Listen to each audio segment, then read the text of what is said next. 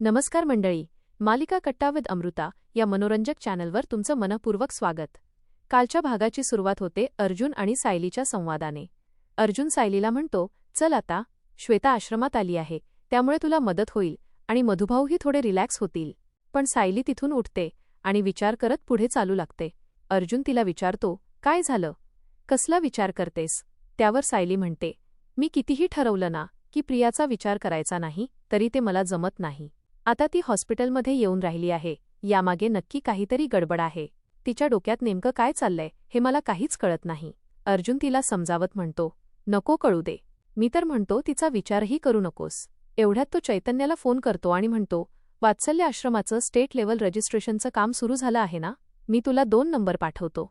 त्यांना फोन कर, म्हणजे आपलं काम लवकर होईल. फोन ठेवल्यानंतर सायली पुन्हा चिडचिड करत अर्जुनजवळ येते आणि म्हणते, सतत सगळं सोडून दे सोडून दे सोडून दे असंच म्हणत असता तुम्ही. अर्जुन म्हणतो, मी काय बोललो? सायली म्हणते, आत्ताच ना म्हणालात प्रियाचा विषय सोडून दे. अर्जुन शांतपणे म्हणतो, अगं सोडून दे म्हणजे टेन्शन घेऊ नकोस. आणि जर तिला हॉस्पिटलमधून पळून जायचं असेल तरी ते शक्य नाही, कारण तिथे पोलिसांचा कडक बंदोबस्त आहे. पण सायलीचं काही समाधान होत नाही. ती म्हणते, म्हणजे मी कसला विचारच करायचा नाही का? तुम्हाला सगळ्या गोष्टी तुमच्या मर्जीनुसार झालेल्या हव्या असतात. ही खोलीच बघा ना, काय करून ठेवलंय? वस्तू कुठेही टाकून दिल्यात. त्यानंतर ती एका विषयावरून दुसऱ्या विषयावर जात अर्जुनवर चिडचिड करत राहते. कधी प्रियाचा विषय, कधी खोलीचा पसारा, कधी आईवर काम पडेल याची काळजी. अर्जुनला मात्र नेमकं ती कशामुळे चिडली आहे हेच समजत नाही. सायली म्हणते, मी काम नाही केली तर सगळी कामं आईंवर पडतात. अर्जुन म्हणतो, आयात मम्मा कुठून आली? पण सायलीचं बोलणं थांबत नाही. शेवटी अर्जुन म्हणतो, बायको, मला एक सांग, तू नेमकी कशावरून चिडली आहेस? प्रिया हॉस्पिटलमध्ये आहे म्हणून आईला काम करावं लागणार म्हणून, मी सोडून दे म्हटलं म्हणून की मी जन्माला आलो म्हणून? हे ऐकताच सायलीच्या डोळ्यात पाणी येतं. ती म्हणते, असं बोलून तुम्ही मला आणखी चिडवता. तुम्हाला काही बोलण्याचं भानच नसतं. तुमच्याशी बोलण्यात काही अर्थ नाही. असं म्हणत ती रुसून बेडवर जाऊन बसते. अर्जुन लगेच तिला शांत करण्यासाठी खोली आवरायला सुरुवात करतो. पण तो जशी एक वस्तू नीट ठेवतो तशी सायली दुसरी चूक काढते. कपडे हँगरला लावायला सांगते. ओला टॉवेल बेडवर ठेवू नका म्हणून ओरडते. अर्जुन सगळं करण्याचा प्रयत्न करत असतो, पण गडबडीत तो बेडवरून खाली पडतो. ते पाहून सायली गालातल्या गालात हसते.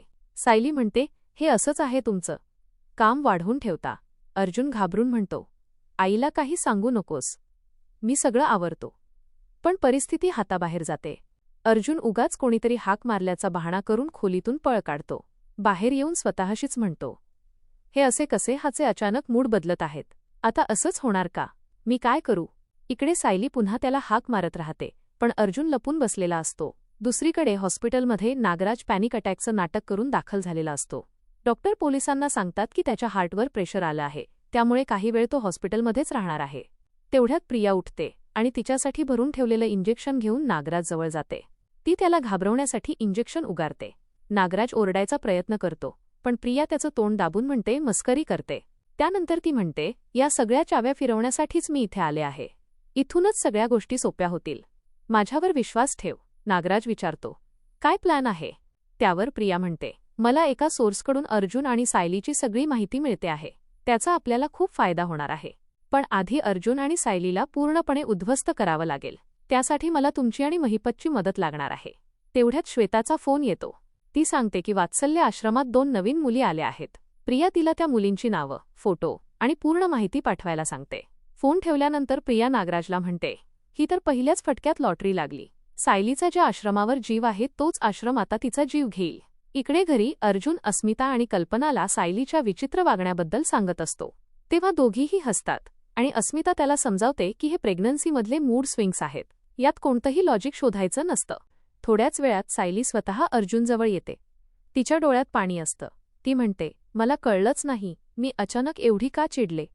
मी परत असं नाही वागणार. अर्जुन तिला जवळ घेतो. कल्पना म्हणते, क्षणात राग आणि क्षणात सॉरी. मग अर्जुन म्हणतो, हो ना, होणाऱ्या आईच्या शरीरात किती बदल होत असतात हे आम्हा पुरुषांना कधीच कळू शकत नाही. तेवढ्यात अश्विन धावत येतो आणि महिपतचा व्हायरल झालेला रील्स दाखवतो. तो आता स्वतःला चमत्कारी बाबा म्हणून लोकांसमोर सादर करत असल्याचं दिसतं. अर्जुन म्हणतो, महिपत कधीच सुधारणार नाही. सायलीही म्हणते, हे सगळं त्याचं नाटक आहे. कल्पना आणि अस्मिता त्यालाच दुजोरा देतात आणि अशा लोकांपासून सावध राहायला सांगतात. शेवटी पुन्हा हॉस्पिटलमध्ये प्रिया नागराजला नवीन मुलीचा फोटो दाखवते आणि म्हणते, ही मुलगी गायब करायची आहे आणि सचिनच्या ताब्यात द्यायची आहे. या मुलीची डील आधीच झाली आहे. नागराज आश्चर्याने विचारतो, मुलींचं डील? त्यावर प्रिया थंडपणे म्हणते, ही साधीसुधी मुलगी नाही. वात्सल्य आश्रमात आश्रयाला आलेल्या मुलीचं डील. आणि हे डील कोण करणार? तर वात्सल्य आश्रमाचा कारभार सांभाळणारी सौ सायली अर्जुन सुभेदार. आणि याच धक्कादायक वळणावर आजचा भाग संपतो. तुम्हाला आजचा भाग कसा वाटला? तुमचं मत आम्हाला कमेंट करून नक्की सांगा. अशाच हटके, सोप्या आणि मनोरंजक मालिकांच्या अपडेट्ससाठी मालिका कट्टा विथ अमृतासोबत जोडलेले राहा. व्हिडिओ आवडला असेल तर लाईक करा, शेअर करा आणि चॅनलला सबस्क्राईब करायला अजिबात विसरू नका. धन्यवाद.